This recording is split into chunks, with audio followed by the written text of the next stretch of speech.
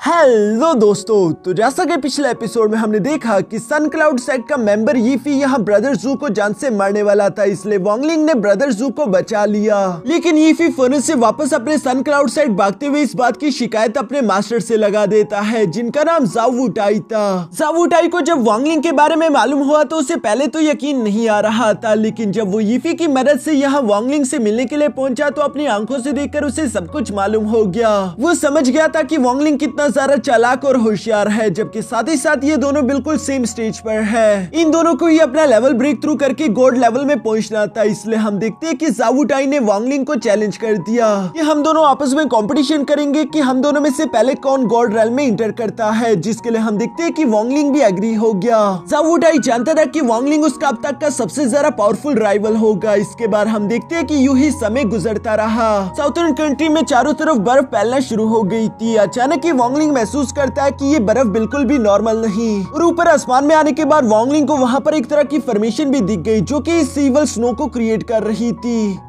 अब आगे तो नेक्स्ट एपिसोड की शुरुआत यहाँ उसके पूरे 1 महीने के बाद से होती है, जहाँ पर हम देखते हैं कि स्नो तो बिल्कुल रुकी नहीं रही थी। ये सब कुछ उस फीनिक्स स्नो फॉलिंग फॉर्मेशन की वजह से हो रहा था। वांगलिंग भी इतना ज्यादा पावरफुल नहीं कि वो उस फॉर्मेशन को ब्रेक कर सके। असल में ये साउथर्न कंट्री पर स्नो वैली कंट्री ने हमला कर दिया है। वो यहाँ पर स्नो बरसा कर इन लोगों को कमजोर करना चाहते हैं, इसीलिए साउथर्न कंट्री के चारों फ्रैक्शन इकट्ठा हो गए। उन्होंने चारों तरफ पैगाम पहुंचा दिए कि इस पूरी कंट्री में जितनी भी इमोर्टल्स है उन सारे के सारे इमोर्टल्स को एम्परर की हुक्म पर इकट्ठा होना होगा, और अगर कोई भी इस हुक्म को नहीं मानता तो उसकी अपनी जिम्मेदारी होगी। दूसरी तरफ वांगलिंग को तो इस वार्निंग से जरा सा भी डर नहीं लगता, और वो वैसे भी किसी और की जंग में खुद के हाथ गंदे नहीं करने वाला, इसलिए वो इस पैगाम को पूरी तरीके से नजरअंदाज कर देता है। दूसरी तरफ हमने देखा कि सारे के सारे इमोर्टल मिलकर भी उस फिनिक्स स्नो फॉलिंग फॉर्मेशन को डिस्ट्रॉय नहीं कर पा रहे थे, इसलिए एम्परर ने हुक्म दिया कि जितने भी नॉर्मल इंसान इस कंट्री में मौजूद है वो इस स्नो को खुद उठाकर यहाँ से डिस्पोज करेंगे, ताकि ये लोग ज्यादा देर तक सरवाइव कर सके। इस स्नो को साफ करने के लिए हर एक मोर्टल को चुना गया, और जो भी मोर्टल एम्परर के हुक्म को नहीं मानेगा उसे जान से मार दिया जाएगा। इसलिए यहाँ पर डैनी और उसकी वाइफ को भी मजबूरन इस ऑर्डर के मुताबिक यहाँ से स्नो क्लियर करने के लिए जाना था, लेकिन जाने से पहले वांगलिंग यहाँ डैनी के पास आकर उसे 2 वुड कार्विंग जेड पेडेंट देता है, जिसके बारे में वांगलिंग डैनी को बता रहा था कि इसे अपने पास रखना, ये तुम्हारी हिफाजत करेगा। डैनी वांगलिंग की बात मानते हुए वो पेडेंट अपने पास रख लेता है। साथ ही साथ वो वांगलिंग से कहता है कि अंकल प्लीज आप भी अपना ख्याल रखिए, घर से मत निकलेगा और अपने लिए जितनी आग हो सके उतनी आग जलाना। इसके बाद सोल्जर जबरदस्ती वहां से सारे नॉर्मल इंसानों को लेकर अपने साथ चले गए। वांगलिंग को उन लोगों ने इसलिए छोड़ दिया क्योंकि वो काफी जरा बूढ़ा दिख रहा है और वांगलिंग उनके किसी काम का नहीं था। इसके बाद हम देखते हैं कि नेक्स्ट डे जब वांगलिंग अपने रूम में बैठकर वुड कार्विंग कर ही रहा था, तभी अचानक उसे दरवाजे पर नॉक हुआ, जो सुनकर वांगलिंग दरवाजा ओपन करता है, और ये कोई और नहीं बल्कि जाओ वुटाई था, जिसे देखकर वांगलिंग कहता है कि पूरे 10 साल हो गए मेरे दोस्त, तुम तो अभी भी बिल्कुल ठीक ठाक हो। जो सुनकर जाओ वुटाई जवाब देते हुए कहता है कि हाँ 10 साल हो गए, और इन 10 सालों में अभी तक मैं आर्टिस्टिक कॉन्सेप्शन को समझ नहीं पाया।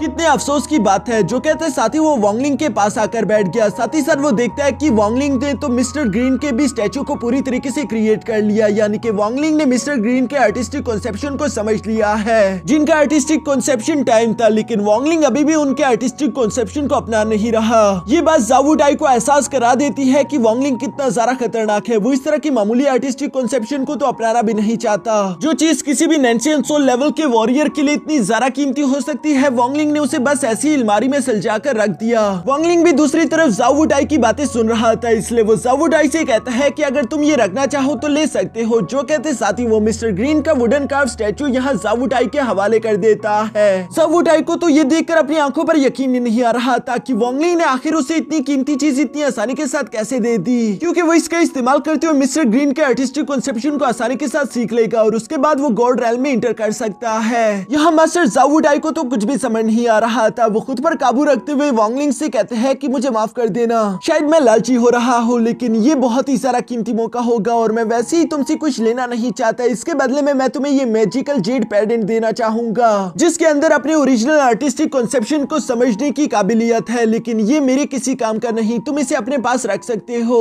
जो सुनकर वांगलिंग भी यहाँ पर जावू टाई का शुक्रिया अदा करते हुए मैजिकल जेट पेडेंट अपने पास रख लेता है। दूसरी तरफ वांगलिंग अपने मन में सोच रहा था कि बेशक हम लोग किसी और के आर्टिस्टिक कॉन्सेप्शन का इस्तेमाल करते हुए सोल ट्रांसफॉर्मेशन लेवल में ब्रेक थ्रू तो कर पाएंगे, लेकिन इसकी वजह से हम लोगों की आर्टिस्टिक कॉन्सेप्शन उतनी ज्यादा स्ट्रॉन्ग नहीं होगी। अगर हम लोगों ने किसी तरीके से खुद के आर्टिस्टिक कॉन्सेप्शन को खुद ब खुद ही क्रिएट कर लिया, उसके बाद हम लोगों की पावर का कोई भी जवाब नहीं हो सकता और मैं किसी तरह की भी शॉर्टकट को नहीं लेना चाहता। यहाँ यही वजह है कि वांगलिंग ने अभी तक मिस्टर ग्रीन के आर्टिस्टिक कॉन्सेप्शन को खुद के लिए अपनाया नहीं। दूसरी तरफ हम देखते हैं कि जावू टाई यहाँ पर खिड़की खोलकर बाहर की तरफ देखते हुए वांगलिंग को बताता है कि वांगलिंग क्या तुम इस स्नो की हकीकत जानते हो? जिस पर वांगलिंग जवाब देते हुए कहता है कि मुझे ज्यादा तो कुछ मालूम नहीं, लेकिन मैं जानता हूँ कि स्नो के अंदर किलिंग इंटेंट मौजूद है और ये स्नो हेवन की तरफ से नेचुरल बिल्कुल भी नहीं, इससे बनाया जा रहा है। जिस पर जावू टाई जवाब देते हुए कहता है कि हाँ तुमने सही कहा, इस स्नो को बनाने का काम स्नो इमोर्टल्स ने किया होगा जो कि स्नो लैंड के कल्टीवेटर्स है। स्नो लैंड की यही तो खासियत है कि जब भी उन्हें दूसरी कंट्री पर हमला करना होता है, सबसे पहले वो उस कंट्री को चारों तरफ बर्फ से ढक देते हैं ताकि वो लोग कमजोर हो जाए। उसके बाद वो आसानी के साथ उस कंट्री पर हमला करके उसे पूरी तरीके से डिस्ट्रॉय कर देते हैं। ये सब कुछ तो तुम्हें भी मालूम हो चुका होगा, लेकिन तुम्हें ये नहीं मालूम होगा कि आखिर स्नो कंट्री हम पर हमला क्यों कर रही है। वो सब मैं तुम्हें बता दूंगा। साथ ही साथ मैं यहाँ पर तुम्हें इन्वाइट करने के लिए आया हूँ, तुम भी हम लोगों का साथ दो, वरना तुम्हारे बगैर हम लोग थोड़े से कमजोर पड़ जाएंगे।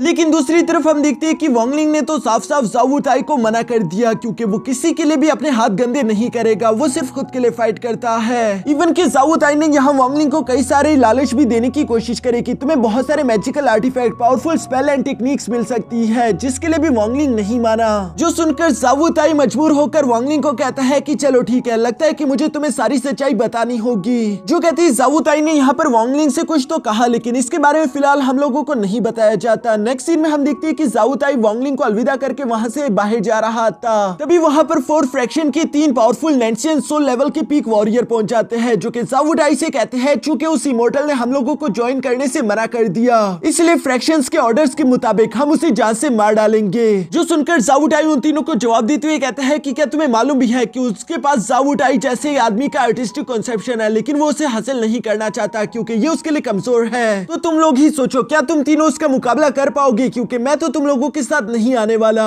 जो सुनकर वो तीनों जवाब देते हुए कहते हैं कि हम लोग नेंशियन सोल के पीक लेवल पर है, हम तीनों को वो अकेला तो कभी नहीं हरा पाएगा, तुम फिक्र मत करो। जो कहती है वो तीनों कल्टीवेटर तेजी के साथ मूव करते हुए यहाँ वांगलिंग के घर के ऊपर आ गए। वांगलिंग को भी महसूस हो गया था। दूसरी तरफ हम देखते हैं कि इन तीनों कल्टीवेटर ने मिलकर वहां पर एक giant bone sword formation create करना शुरू कर दी थी, ताकि ये लोग उस जायंट सोर्ड का इस्तेमाल करते हुए वांगलिंग को मार सके। दूसरी तरफ हम देखते हैं कि वांगलिंग अपनी वाइन की बोतल को रखते हुए कहता है कि पूरे 30 साल गुजर गए, मैंने अभी तक किसी की जान नहीं ली थी, लेकिन लगता है कि अब वक्त आ चुका। जो कहते साथ ही वांगलिंग अपनी कॉन्शियसनेस का इस्तेमाल करते हुए सबसे पहले उस जायंट सोर्ड फॉर्मेशन को ब्रेक कर चुका। ये देखकर उन तीनों नेंशियन सोल लेवल वॉरियर को तो यकीन ही नहीं आ रहा था। तभी अचानक यहाँ वांगलिंग भी अपने ओरिजिनल रूप में इन लोगों के सामने आकर खड़ा हो जाता है, जहाँ पर ये तीनों तो उसे देखकर बहुत ही ज्यादा सरप्राइज हो गए थे, क्योंकि वांगलिंग अपना किलिंग इंटेंट प्रेशर इन लोगों पर लगा रहा था और ये प्रेशर इतना ज्यादा पावरफुल है कि वो तीनों तो अपने पैरों पर खड़े भी नहीं हो पा रहे। ये तीनों हैरान होते हुए कह रहे थे कि आखिर तुम हो कौन? दूसरी तरफ हम देखते हैं कि वांगलिंग ने उन्हीं की सोर्ड फॉर्मेशन के टुकड़ों को पोसेस कर लिया था और वो जवाब देते हुए कहता है कि मैं वो इंसान हूँ जिससे तुम लोगों को पंगा नहीं लेना चाहिए था। ये कहते साथ ही वांगलिंग फुल एटीट्यूड के साथ यहाँ पर उन्हीं सोर्ड के टुकड़ों का इस्तेमाल करते हुए उन कल्टीवेटर्स पर हमला कर देता है, जिसकी वजह से वहाँ पर मौजूद 2 नेंशियन सोल लेवल तो फौरन ही जान से मारे गए, जबकि एक नेंशियन सोल लेवल का वॉरियर बहुत ही मुश्किल के साथ खुद को उस अटैक से बचाकर फौरन वहाँ से निकल जाता है। वांगलिंग ने यहाँ पर पीछे मौजूद उन 2 नेंशियन सोल लेवल के वॉरियर्स की सोल को तो डिस्ट्रॉय कर दिया था, साथ ही साथ वो इस तीसरे को भी यहाँ से जिंदा भागने नहीं दे सकता। लेकिन जब उसने देखा तो वो तीसरा वॉरियर तेजी के साथ जावू टाई की तरफ ही बढ़ रहा है और वो जावू टाई से कहता है कि प्लीज ब्रदर मेरी मदद करो, लेकिन उल्टा जावू टाई यहाँ पर उसी कल्टीवेटर की जान लेते हुए कहता है कि तुम लोगों को वांगलिंग को गुस्सा नहीं दिलाना चाहिए था, ये बिल्कुल भी ठीक नहीं, और मैं तो तुम लोगों जैसा बेवकूफ बिल्कुल भी नहीं हूँ। इसके बाद हम देखते हैं कि वांगलिंग वापस से अपने बूढ़े वाले रूप में आ जाता है। जावू टाई भी वांगलिंग के पास आकर कहता है कि वांगलिंग तुम बिल्कुल फिक्र मत करो, इन 3 लोगों को किसने मारा इसके बारे में किसी को भी मालूम नहीं हो पाएगा, बल्कि मैं दुश्मनों पर इसका इल्जाम लगा दूंगा, इसलिए तुम्हें कोई भी प्रॉब्लम नहीं होगी। दूसरी तरफ वांगलिंग तो उससे कोई भी जवाब नहीं देता। वांगलिंग के जाने के बाद जावू टाई अपने मन में कह रहा था कि वांगलिंग को कोई भी अपना दुश्मन बनाना नहीं चाहेगा, बल्कि ये वो इंसान है जिसे दोस्त बनाना ही बेहतर है। इसके बाद हम लोगों को नेक्स्ट डे का सीन दिखाया जाता है, जहां वांगलिंग आग जलाकर बैठा हुआ था। तभी अचानक वहां पर बुढ़ाऊ शेनमू भी आ जाता है, जो कि ठंड से कांप रहा था।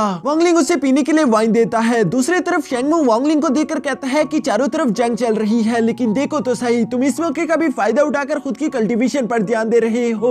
वैसे ये तुम्हारे लिए ठीक भी है क्योंकि तुम इस जंग में कुछ भी नहीं कर सकते। दूसरी तरफ वांगलिंग बुढ़ाऊ शेंगमू से सवाल करते हुए पूछता है कि क्या तुम जानते हो कि आखिर ये जंग शुरू क्यों हुई, इसकी रियल वजह क्या है। जिस पर बुढ़ाऊ शेंगमू जवाब देते हुए कहता है कि ये सब कुछ यूडिंग फर्नेस की वजह से शुरू हुआ, क्योंकि हमारे कंट्री के किसी इंसान ने स्नोलैंड के एक इमोर्टल से वो कैलिड्रोन छीन लिया जिसको स्नोलैंड वापस हासिल करना चाहती है। जो सुनकर तो वांगलिंग को याद आ गया था कि ये वही रेन कैलिड्रोन है जिसकी वजह से ज़ावू टाई और क्राउन प्रिंस की भी लड़ाई हुई थी। लेकिन आखिर इस फर्नेस में इतना भी क्या खास है। जिस पर बुढ़ाऊ शेंगमू जवाब देते हुए कहता है कि ऐसा कहा जाता है कि जिस भी सोल फॉर्मेशन लेवल के वॉरियर के पास ये कैलिड्रोन होगा वो इसका इस्तेमाल करते हुए एंशिएंट वर्ल्ड में जा सकता है, जहाँ एंशिएंट वर्ल्ड के 4 major sect wind, rain, thunder, lighting कोई ना कोई उसे एक्सेप्ट कर लेगा। लेकिन साथ ही साथ बुढ़ाऊ शेंगमू यहाँ पर वांगलिंग को ये भी बता देता है कि ये सबके सब बेवकूफ है, क्योंकि एंशिएंट वर्ल्ड में मौजूद एंशिएंट गॉड सारे के सारे मारे जा चुके हैं, वहाँ पर कोई भी अब जिंदा नहीं। जो सुनकर तो वांगलिंग सरप्राइज होते हुए कहता है कि तुमने क्या कहा, क्या सच में वहाँ पर कोई नहीं। जिस पर शेंगमू जवाब देते हुए कहता है कि हाँ, एक जंग की वजह से सारे के सारे एंशिएंट गॉड्स मारे गए, वरना तुम खुद ही सोचो कि मैं इतना सारा पावरफुल गॉड होने के बावजूद भी आखिर इस दुनिया पर क्यों मौजूद हूँ, मैं यहाँ से चला क्यों नहीं जाता। जिस पर वांगलिंग जवाब देते हुए कहता है फिर आखिर ये सब लोग उस रेन कैलिड्रोन के पीछे क्यों पड़े हुए हैं, क्योंकि अब तो एंशिएंट वर्ल्ड भी नहीं बचा। जो सुनकर बुढ़ाऊ शेंगमू जवाब देते हुए कहता है कि बेशक वो 4 मेजर सेक्ट डिस्ट्रॉय हो गए, लेकिन अभी भी उनके कई सारे मैजिकल आर्टिफैक्ट और कई सारी कीमती चीजें वहाँ पर मौजूद होगी।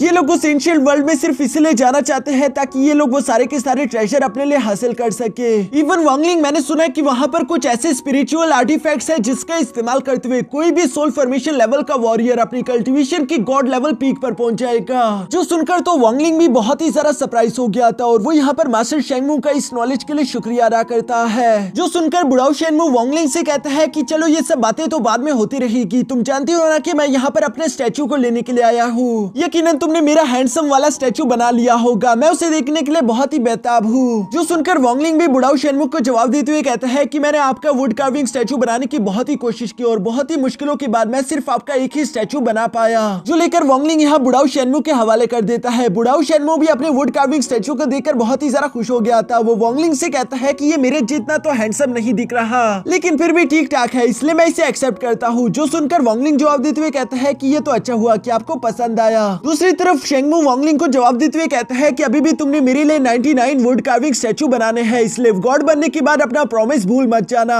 क्योंकि तुम्हें याद है ना कि मैं चाहे बूढ़ा भी हूँ लेकिन मैं तुम्हें कहीं भी ढूंढ कर निकाल सकता हूँ। जो सुनकर वांगलिंग जवाब देते हुए कहता है कि आप फिक्र ना करें, मैं अपने वादे कभी नहीं भूलता। जो सारी बातें सुनकर अब बुढ़ाऊ शेंगमू वहाँ से जाने वाला था, लेकिन वो जाने से पहले वांगलिंग से कहता है कि साउथर्न कंट्री और स्नोलैंड यूडिंग कैलिड्रोन के लिए फाइट कर रही है और ये जंग बहुत ही ज्यादा भयानक मंजर लेगी। उम्मीद करता हूँ कि तुम खुद का ख्याल रखोगे। और ये कहने के बाद बुढ़ाऊ शेंगमू वहाँ से चला जाता है। यहाँ बुढ़ाऊ शेंगमू के जाने के बाद हम देखते हैं कि वांगलिंग भी अपने घर से निकलकर बाहर आ जाता है, जहाँ वो चारों तरफ देखते हुए कहता है कि कितने हजार लोग पिछले कुछ दिनों में मारे गए। ये मौत एक ऐसी चीज है जो कि कभी भी किसी का पीछा नहीं छोड़ती। ये शैडो की तरह हर किसी के साथ चलती है, जो कि किसी भी लम्हे किसी को भी जान से मार डालेगी। मुझे अभी भी वो पहला इंसान याद है जिससे मैंने जान से मार डाला था। यहाँ वांगलिंग अपने मास्टर की बात कर रहा था, क्योंकि उन्होंने वांगलिंग को पॉइजन देने की कोशिश की थी। इसके बाद वांगलिंग का सामना टेंगली से हुआ, जहाँ टेंगली ने वांगलिंग के दोस्त की जान ले ली थी। साथ ही साथ वो वांगलिंग को भी जान से मारना चाहता था, इसलिए वांगलिंग ने मजबूरन टेंगली को भी जान से मार दिया और इसी वजह से उसकी टैंग फैमिली के साथ 400 साल तक जंग चली। इन 400 साल में वांगलिंग ने खुद को ताकतवर करने के लिए सब लोगों की जान ली। उसके रास्ते में जो भी दुश्मन आया वांगलिंग ने किसी पर भी रहम नहीं किया।